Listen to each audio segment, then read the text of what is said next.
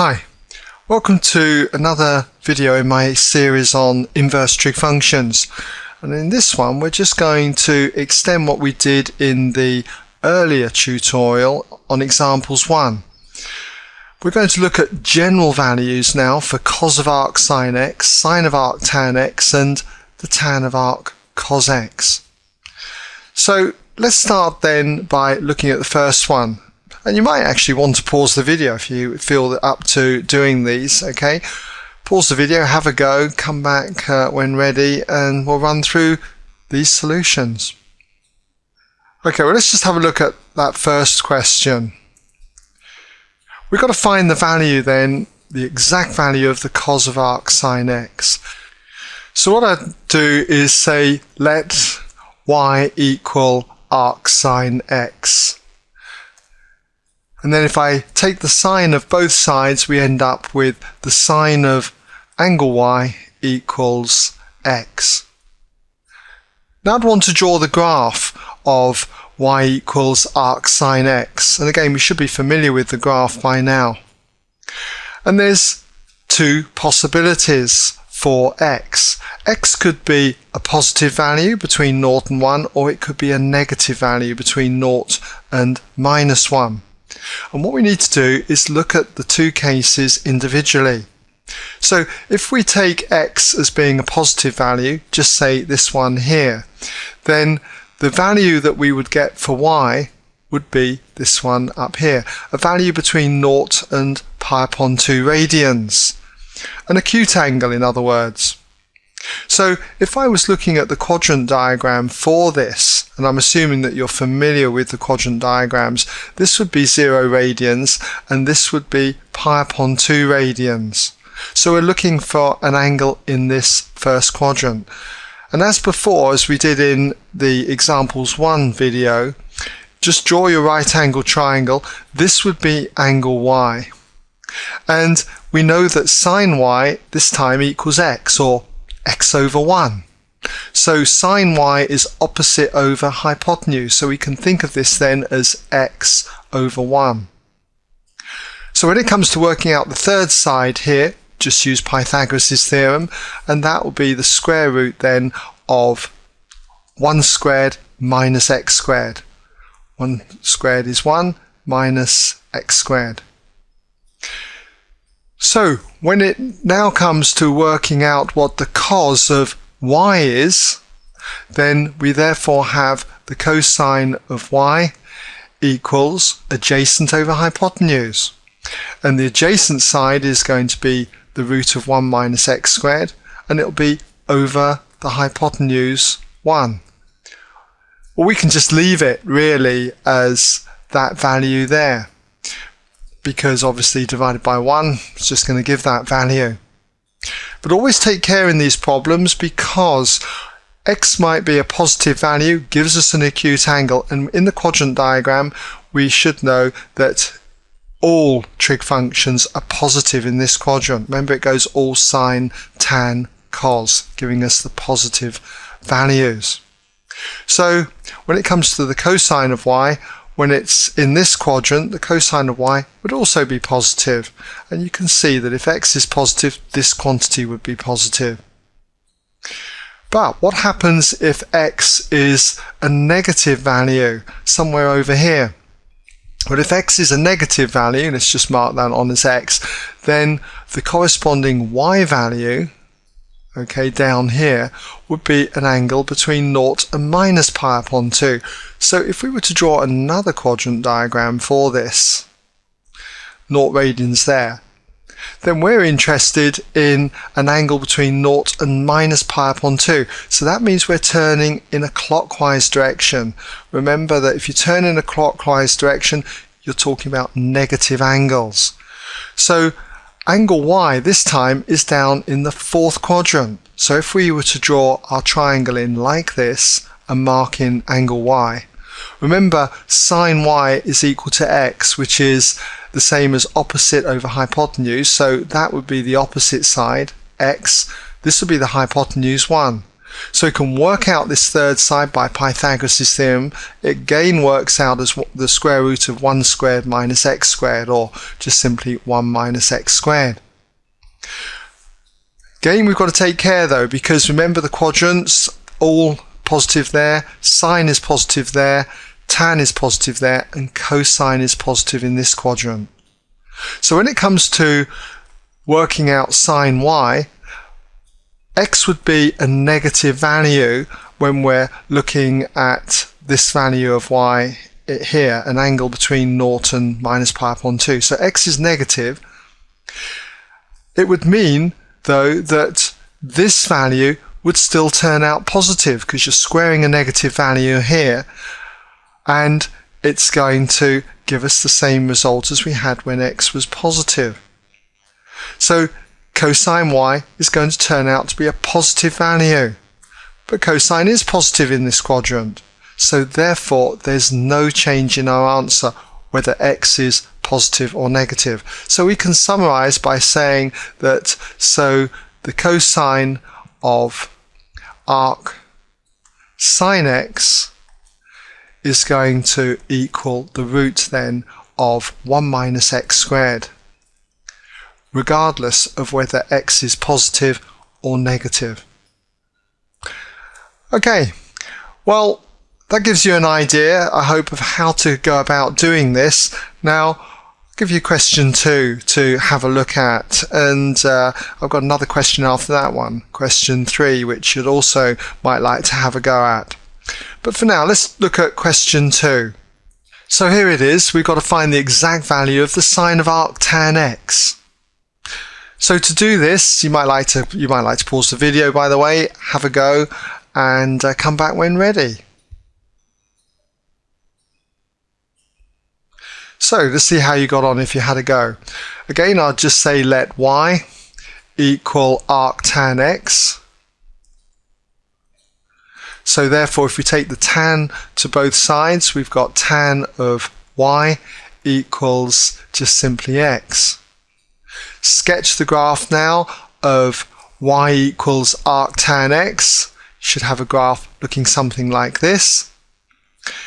So again, x could be a positive value or a negative value, and we treat this just the same as we did before.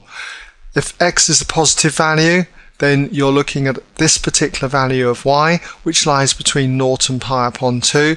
And if x is a negative value, you're looking at a value of y that is an angle between 0 and minus pi upon 2. So we start by looking at the positive values, say, do your quadrant diagram. We've got 0 radians there, pi upon 2 radians here. Looking at the first quadrant, y is an acute angle, so we draw a triangle in there. So right angle triangle, this is angle y. Tan of y equals x, think of it as x over 1. Tan is opposite over adjacent, so that's the opposite side is x, the adjacent side is 1. By Pythagoras' theorem, the hypotenuse would be the square root of 1 squared plus x squared, which is 1 plus x squared. Now we've got that, we can work out what the sine of arc tan x is, the sine of y. So therefore the sine of y we know compares the opposite side with the hypotenuse, so it would be the opposite side x divided by the hypotenuse, which will be the square root of 1 plus x squared. Okay, now that's when x is positive. We know that we get all sine, tan, cos for the quadrants that are positive, and we know that if x is positive, tan y, okay, is going to be positive, but so too would sine y. And you can see that if x is positive, the top here is going to be positive, the denominator is going to be positive. Positive over positive gives a positive result, so this is fine. But what happens if x is a negative value? Well, we know that y this time lies in the fourth quadrant between 0 and minus pi upon 2. So if we were to draw our triangle in the fourth quadrant, something like this, there's angle y. Again, we've got the opposite side is x and the adjacent side is 1. So that's going to be x, that's going to be 1. Pythagoras' theorem again gives us this side here, the hypotenuse, as being 1 squared plus x squared, or 1 plus x squared, and then we've got to root it. So when we're looking now at our quadrants, remember all sine, tan, cos. If x is negative, then we can expect the sine of y in this quadrant to be a negative value. And sine y would be opposite over hypotenuse, the same as this. So if x is negative, tan y would be negative. That's consistent with this quadrant. And here we would have a negative value on the top. The bottom here, this x squared would be positive. We get exactly the same value here. So overall, this would be a negative value. So sine y equals this, whether x is positive or negative. So we've got that the sine of arc tan x must equal x all divided by the square root then of 1 plus x squared. Alright? One more to go. You might like to try this one. It's going to be a bit different from this, okay? So I would definitely encourage you to have a go at the next one. And here it is. We've got to find the exact value this time of the tan of arc cos x. So again, if you want to have a go, just pause the video and come back when ready and we'll run through the solution. Okay, welcome back if you had a go. So to do this, again, let y equal arc cos x. Take the cosine of both sides and we therefore have cos of y equals x. Sketch the graph now. The graph of y equals arc cos x looks like this. X can be a positive value or a negative value. So when x is a positive value, let's just say we take that value of x, project up, and you can see that the corresponding y value lies between 0 and pi over 2. So that means that we draw a quadrant diagram. 0 radians, pi upon 2 there, radians. Y is going to be a acute angle, so put it into the first quadrant like so. Right angle triangle, there's angle y. Cosine is adjacent over hypotenuse, so this is x over 1, so we can think of the adjacent side then as x and the hypotenuse as 1. Pythagoras' theorem again gives us this shorter side is the square root then of 1 squared minus x squared, 1 squared obviously being the 1 though. We've got that, so we now need to think of our quadrants, all sine, tan, cos as being the positive values.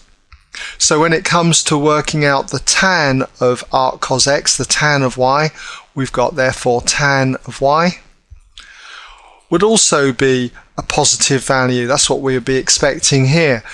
Tan is opposite over adjacent, so it'd be the square root of 1 minus x squared, all divided by x. Now x is positive, okay, because we're taking it in this section here. So cos y is positive, x is positive here, so we're going to get a positive result. That's consistent with the fact that all should be positive in this quadrant. Now, what happens if we take x as being a negative value? Let's say we have x over here, go up onto our curve, there's our value of y. Now this is where it's slightly different from what we had earlier, because in this, on this occasion, y lies between pi upon 2 radians and pi radians. So when it comes to our quadrant diagram, with that being 0 radians, remember this is pi upon 2 and this is pi radians over here. So we need to draw a triangle in this quadrant. So if I draw my triangle there, okay, then angle y is really this one round here. We'll just mark it in red, okay? That's angle y. Greater than pi upon 2, but less than pi radians. But when it comes to the cosine of y equaling x, then we know that cosine compares adjacent with hypotenuse. X is a negative value, it's a negative displacement, but the length is just positive x there. Hypotenuse is 1, then this third side is again going to be the root of 1 minus x squared. So we've got that value there. I'm not going to write it in again, we're just going to say that that's the same length for that and that, okay? So when it comes to working out tan of y, we know that in this quadrant only sine is positive, tan is positive there, and cosine is positive there. So in this second quadrant, if x was negative, we can expect cos y to be negative. That's consistent with this because only sine is positive. But if x is negative, then the denominator here would be a negative value. The top would still be positive. Positive over negative gives us a negative value. So tan y would be negative, and that too is consistent with this quadrant. So we can say that this holds true then whether x is a positive value or a negative value. So therefore we've got that tan of arc cos x equals the square root then of 1 minus x squared all divided by x, whether x is positive or negative. Okay, well, I hope that's given you an idea of how you can tackle this type of problem. And that brings us now to the end of this particular video.